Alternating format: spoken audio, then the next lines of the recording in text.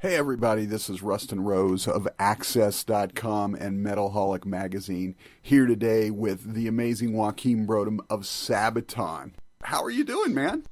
Very good, thank you. I'm at home in not so sunny Scandinavia at the moment.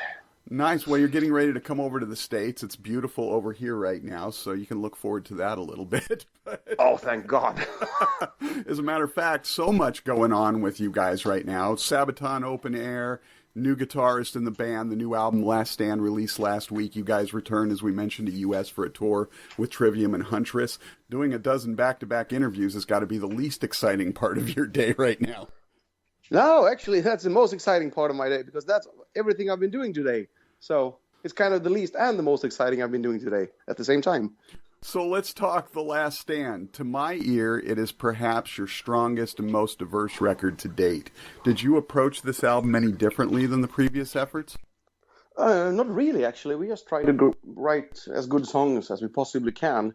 There's I do think you have something there with diverse, though, because I think when we did the previous record, Heroes, it was the first album with a new lineup, so we kind of had to prove. I mean, we didn't think about it at the time, but looking at it in retrospect, I think we kind of stayed too hard within the confines of Sabaton there. We really wanted to prove that Sabaton can still be Sabaton with, a different lineup.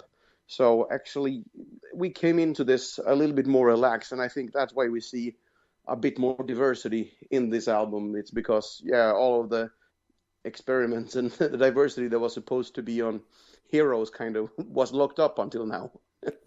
Right. Well, you went into that album, as you said, pretty much a new lineup. Now you've had the guys in the band for a little while. You've seen success with it because there's always that concern. We lost 3/5 of the band. Are we going to be okay? But you guys have actually done better since 2012, and it just keeps building. So I'd imagine that gave you a lot of freedom.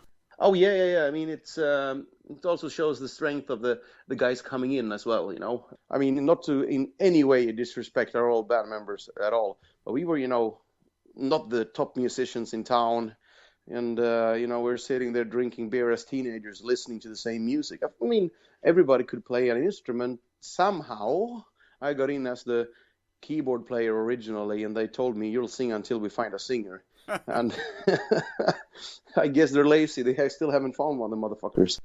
So, it kind of grew, from there. And when in 2012, when people started having kids and didn't want to go on road all the time again, we were a pretty established band in Europe. So getting a musical upgrade wasn't really that hard, actually, to be honest. And so it's a good thing that, we've constantly been improving over the years musically. And I think it's also a nice thing that, I mean, at least for me and Pat, it felt like everything got a fresh start over again, We could get somebody who's really excited into the band, and hopefully Tommy, who just joined us, or was made official last weekend, can bring that again to us. Absolutely. A little infusion of fresh blood absolutely never hurts. Now, you guys chose to do a concept on Last Stand battles with The Last Stand. Tell us a little bit about your concept and how it came together. Oh, well, it was actually we planned something totally different for this album originally. I'm not going to reveal what it is because we still have that in the pipeline for the future, but we actually changed the whole theme of the album, if you will, just a couple of weeks before the album was supposed to be recorded. So it's an old idea we had for a couple of years to do something about Last Stands, and the music, when we actually started having, most songs ready, we realized that this was a better fit for it. And once we actually started talking about Last Stands, we realized we can't stay in, recent military history, the 20th century as we normally have done, except Carolus Rex, of course. So the first thing that comes to mind when you think of a, Last Stand is probably the Battle of Thermopylae with Leonidas and his 300 Spartans, and Rorke's Drift, and probably Shiroyama is going to be there as well as one of the most famous Last Stands in history. Right. So already there, we're spread out over centuries, I mean, even millennia, and we're already in Europe and Africa and in Asia. So we kind of had to, okay, well, this is going to be diverse, not only musically. And it's funny that you mentioned that you had this other idea first, because I remember reading about that. You were sort of weighing which one you were going to go with. And I was going to ask you if you'd reveal it, but I understand keeping it under wraps. You may use it next time. So now, yeah, I mean, it was just, it's not like we disliked the idea. It's just that the music was speaking a whole different language than we had originally planned. Right. So, and there are so many amazing songs on The Last Stand. Which track in your mind was the hardest one to complete and get it just the way you wanted it? Because I know a lot of times when you come in with a song, you're like, this is what I want, and you have to sort of wrestle it to the ground to get it how you want it. Yeah, I mean, I'm pretty good at wrestling, but I don't always win. I think on this one, I mean, to be honest, the one we rewrote the most was actually the one me and Chris wrote together, the guitar player. We did the song The Last Stand, the title track. Oh, nice. I think we had the idea for the chorus, and I think we redid it 4 or 5 times, I guess. Minute changes, if you will, only no, should it be that, or should we start from the bottom? So it's, tiny differences, but since it's, 4-part harmony in that song, you make one change there, you have a house of cards. Exactly, and you guys have so many great harmonies in all the stuff you do, but especially on this record. That's one of the things that made this one so appealing to me. And you guys, of course, once again worked with Peter Tägtgren, whose name I probably just destroyed. No, it's pretty close, man. Who's got his own new album coming out, his new Pain album. But what is it about that relationship with Peter that works so well for Sabaton? Well, from a personal level, he knows us pretty good by now. He knows how hard he can push us. He knows how good or bad a certain person is at a certain thing, and he can always squeeze that little extra out of that person, no matter which one of us it is. And also, he can eat the cake and keep it.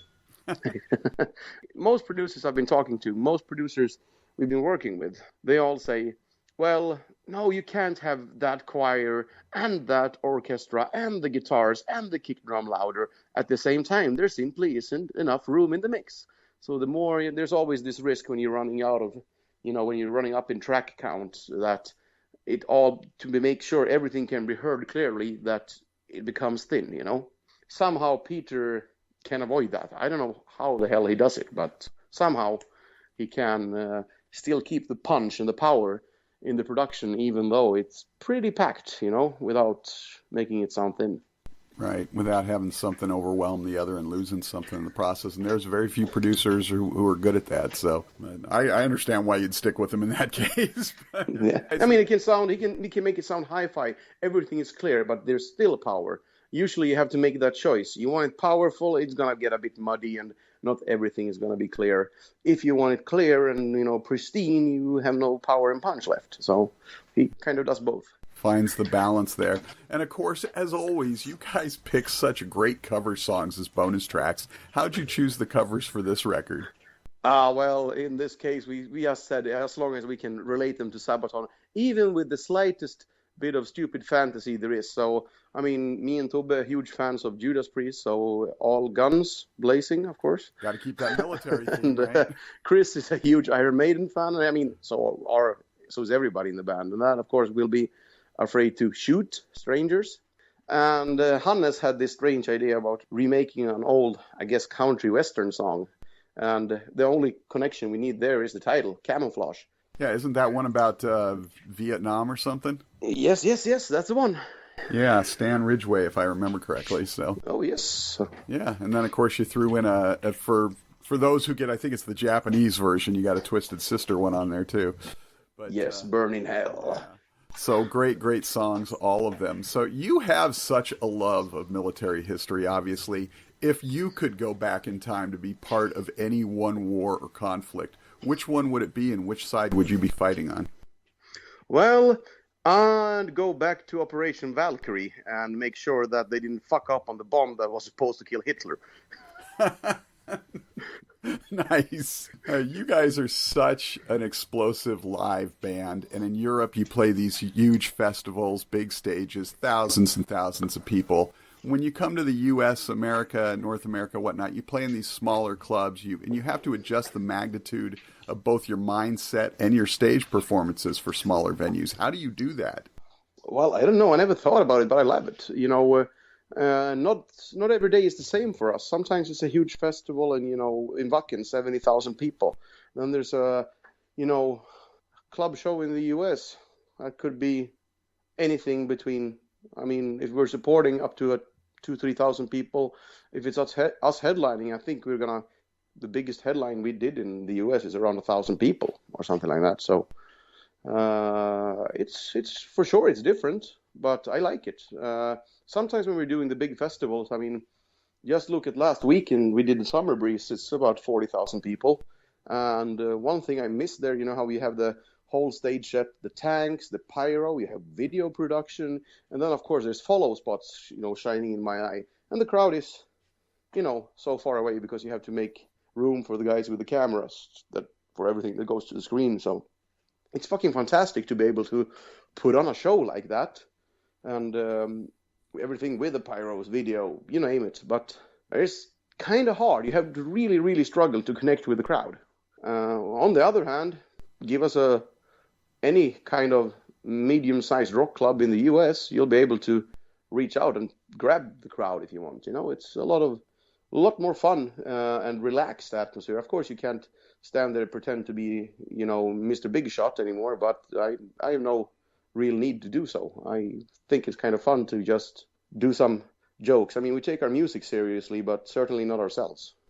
I guess I sort of envision it sort of like as Kiss, because you guys are big in that magnitude of the stage show, the grandiosity of it all when you play these huge stages. And I'm trying to imagine Kiss in a room full of 500-600 people without all their bombs and everything. And it's just, I would think that takes a lot in your mind to sort of gear yourself up for that dynamic change. No, I mean, it usually takes a show or two before you actually get used to it. I'm jumping and kicking, and I'm always, kicking the head off one of the guitar players. Oh, no, wait, don't do that now, man. So we know the real reason you have a new guitarist in the band. Actually, that is true, yeah. So how much of the new record do you think you guys are going to get a chance to play on this American run with Trivium? Oh, not much at all. I mean, we're going to try and squeeze as much as possible in there, of course, but we have a pretty short set since we're a support band. So I'm guessing we're going to get 50 minutes or something like that. But we'll just probably squeeze in 2 songs at least, I hope. Nice. The plan is for headlinings, though, that we usually play half the new album. That's kind of our unspoken rule we have in the band. Nice. Do you guys have any hope or plan for maybe coming back later next year or something to do a headline run in the States? We're hoping to be able to do it. I mean, one of the reasons we're doing this is to build up a fan base here, try and reach as many people as possible. So when we come back, we can play decent-sized venues so we can bring at least a little bit of the European production, you know what I mean? So it's not just a backdrop and, 5 guys looking like the Village People on stage. Right. Well, and I think one of the things that helps you guys with that, and this goes towards the type of music you're making, you guys have worked a few times with Paradox Interactive to add many of your songs to video games, which a lot of headbangers play and are into, probably you guys in the band as well. Sabaton's music seems perfectly suited for these sort of things.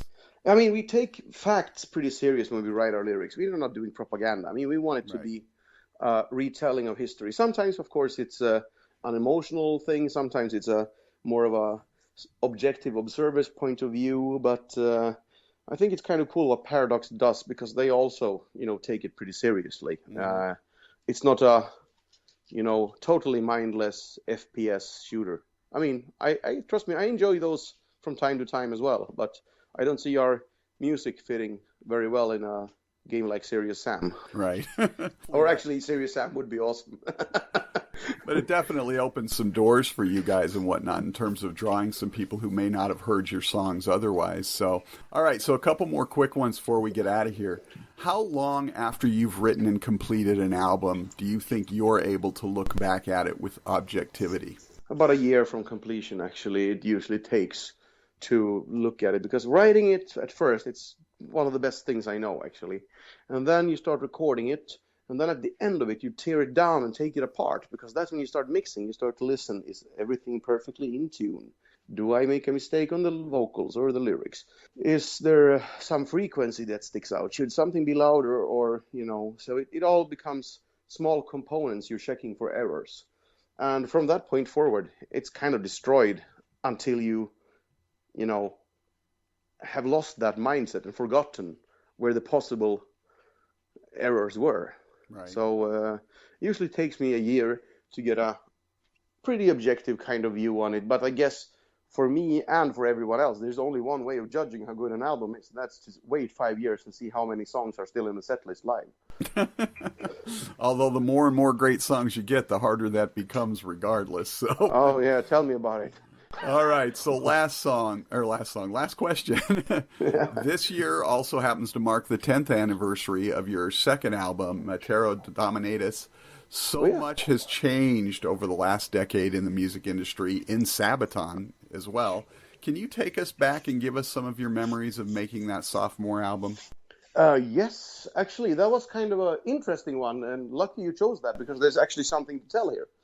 Right after Primo Victoria, which we recorded, with our own money because we didn't have a record label.